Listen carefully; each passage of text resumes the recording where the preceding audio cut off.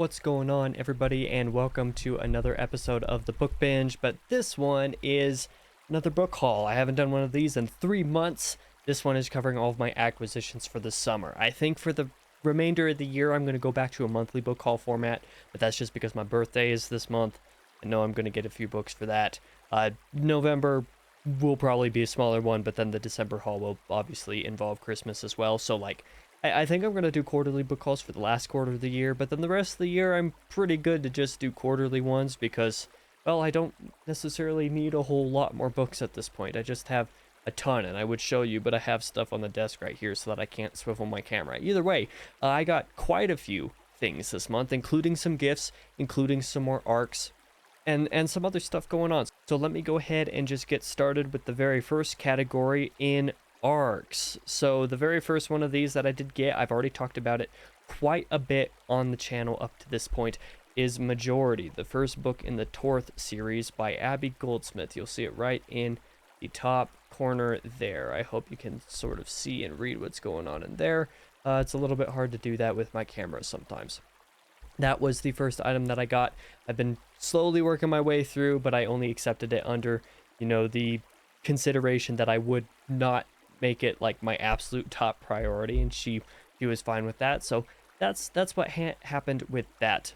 Next up is I guess I'll kind of include this, but it's not necessarily an arc per se, and it's kind of hard to really say that it was an arc or a gift. I accepted a sort of job to proofread the Anderida version of The Dregs of Empire and Other Stories, the upcoming collection of novella, technically a novel, and short stories in the Sun Eater universe by Christopher Rocchio. So I did obtain a copy of that. I'll just go ahead and show what I have on my home screen because I have the, cover art without the title and stuff on it as that. Christopher provided me that. That's pretty neat. But yeah, I did obtain a copy of this so that I could do the proofread, but I will be getting a physical edition once that's available. So, it's kind of just a technical inclusion here. Otherwise, the remainder of my items are all physical books. My third, I'm only including that Dregs of Empire and Other Stories is technically an arc just because I am proofreading it, but it's not really an arc per se. It's just kind of an advanced copy of the book regardless. Either way, my other arc was also a gift and also not necessarily an arc per se. It was the actual physical edition of the book, just sent to me a little bit early and signed by Mr. Philip Chase. Return to Adan, the third book in the Adan trilogy. He did send this to me. I did receive this free, but he sent them out as a thank you for reviewing the first two books. He did this for several other reviewers as well, so I greatly appreciate the gift. I'm sorry that I've not gotten around to reading this yet or even starting it yet, because I should have started it basically as soon as I got it. Trust me, I wanted to, but I also wanted to get some of the other stuff on my currently reading pile off of the pile before I got to it. So this one will be happening pretty much as soon as I can, and I definitely would have started it before Dregs of Empire if not for, my obtaining Dregs of Empire, that sort of coming in and that offer being made to me is why that happened. But yeah, this was the last technically arc and also my first technical gift in the haul. Thank you to Philip for that. The next three items are all also gifts from a friend, and they're all from the same friend. They're also all by the same author, so I kind of fear for what this means for me, considering that the last time I had multiple gifts, multiple books sent to me as gifts by the same author, I decided to read them all in the same month. But let's just go ahead and talk about these. My first gift from Reen. All of these are from Reen, by the way. Reen decided to gift me this book, The Crying of Lot 47 by Thomas Pynchon, out of nowhere because he's a good friend, and I really like the guy. He's really nice. This book is actually a lot shorter than I thought it was, so maybe I'll commit to this at some point in time. And apparently it's also one of Pynchon's more approachable books, so that's pretty nice. The next gift was V by Thomas Pynchon, gifted to me by Reen because I'm sensing a pattern here. This is one that several of my friends read. Apparently they all had a great time, even though there's some mind-bending elements to them. Classical or classic Pynchon material. Who knows when I'll get to this? Who knows when I'll get to any Pynchon, by the way? I have no idea. But yeah, that was the next gift. And the final gift that I have to talk about today is, again, by Thomas Pynchon, Against the Day, a very thick one, and one that Patrick likes to tell me is kind of like BioShock Infinite. You know, whatever floats your boat, dude. This one was also, once again, gifted to me by Reen, because he decided to give me all of the Pynchon books that I had on my wish list so that Patrick couldn't.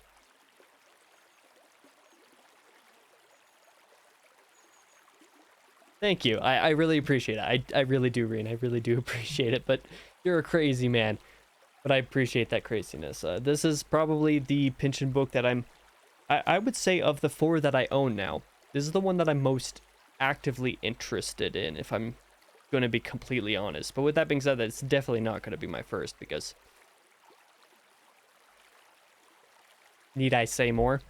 Now let's talk about the books that I purchased for myself. The first item in this category will be the Warlord Chronicles by Bernard Cornwell, or Bernard Cornwell, because I'm American and that's how you say his name around here. These 3 books are ones that I was looking to try to obtain with these copies for quite a while, and finally managed to find a set somewhere and was like, I'm gonna grab those just because I can, and have many friends who consider this to be a, you know, very high up there on the list of favorites, very high in terms of quality, so I decided to grab them while I had the chance, and so that I could maybe read them at some point. Good historical fiction can definitely be some of my favorite material, so I do look forward to reading those someday, trademark. Item number 2 is Of Blood and Fire by Ryan Cahill. In the last book haul, I talked about how I purchased a copy of The Fall, a very short novella prior to that, so I decided, hey, I'll pick up the next book and kind of do with this what I've been doing with some other books, with some other series, with some other authors, is slowly acquiring some of their books over time. So who knows when I'll start this series. I mean, at this point, it might seem like never, and kind of feels like never too. Not because I don't want to, I very much do, but because that is going to take me like 2 more years, maybe even more. So I obviously can't guarantee anything. The next item on this book haul is the physical edition of Obsidian Murders by Nicole Pierman, writing under the name Nicole Brona. And this one was one that I got an ARC for in the last book haul, but it was still under the name Nicole Fox before the pen name was changed for logistical reasons. So I decided to buy myself the physical edition to help support her, since I enjoyed the book pretty well enough. So I was like, let's just pick up the book. So that's what I did. Next up, we have a book that I purchased rather recently. This is A Conspiracy of Ravens by Stephen Hubbard, a book that Christopher Rocchio blurbed. Let's see if I can find the page with the blurb on it. I do not appear to see the blurb on there. I know Rocchio has a blurb. There it is. There's the blurb right on the back cover up there. Yeah, so he did that blurb for it, and I also appeared on a stream on Christopher's channel at Sun Eater Books in the middle of September for, you know, the celebration of the release of Empire of Silence in trade paperback. And Stephen Hubbard was also on the stream, and this was what he was advertising at the time. Was like, I wrote my first fantasy book, and I gotta say, like, it's actually a pretty nice size. Like, it's fairly large font, all things considered. It's only 400 pages for a fantasy novel. Fantastic. We need more shorter fantasy. So I decided to pick it up just as a friendly gesture. So I have no clue when I'll be able to read it or when I'll get around to reading it, but I did pick it up regardless. Next up, we have something a little bit more well-known. This is J.R.R. Tolkien's The Children of Húrin. This is one that I decided to pick up again because I started reading The Silmarillion at this point, what was it, a couple months back or something like that. I'm to chapter 9 or so of the Quenta Silmarillion. The Children of Húrin within the Silmarillion is like chapter 21, but I've always had it recommended to me to read the full novelized version of it. And then if you want to read the version in the Silmarillion, to use it as kind of like a, you know, a summary version afterwards. So that's essentially what I'm going to do. I picked this up so that I could do that whenever it is I get around to that chapter in the Silmarillion, which will, I don't know, maybe be halfway through next year at this rate or something like that. It'll be a little while from now, but I picked up the book regardless. I'm just sad that the, you know, normal main print HarperCollins editions of these other books, existed still, because for whatever reason it's become impossible to find Children of Húrin, Fall of Gondolin, these great tales books that have publishings by the subset of HarperCollins, but not within this edition, which is the nice edition that I wanted. But that's just me kind of being a little picky. But next up, we have another continuation of items. It is the second volume of the bedtime story collection stuff, from the YouTube channel that I've really enjoyed. Decided to pick up the second volume as well. This second volume I think is cool because it contains the 40 stories that are on the channel, but I think it also contains some additional stories that were never put up. Yeah, it has 2 bonus stories that never became videos on the channel.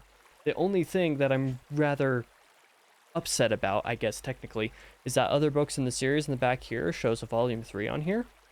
Volume 3 doesn't exist yet, and I want to buy it. Make the book so I can buy it, please. Finally, last up on this list in the physical edition, I just realized that I actually lied to you when I said the rest of this haul was going to be physical editions. This is the final physical edition, and one that I also received, the ebook for, because that was part of the purchase. Yumi and the Nightmare Painter, the third secret project by Brandon Sanderson. With my lighting the way it is, I cannot really show off this cover in its great glory without there being a bunch of bad glare on there. So yeah, there's this.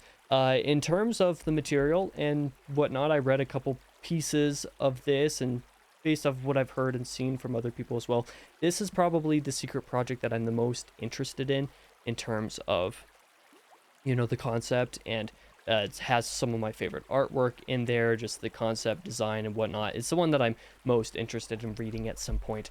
Either way, I also, once again, lied. That wasn't the last physical edition that I have in this list. Let me grab the last physical edition item that I have for this video.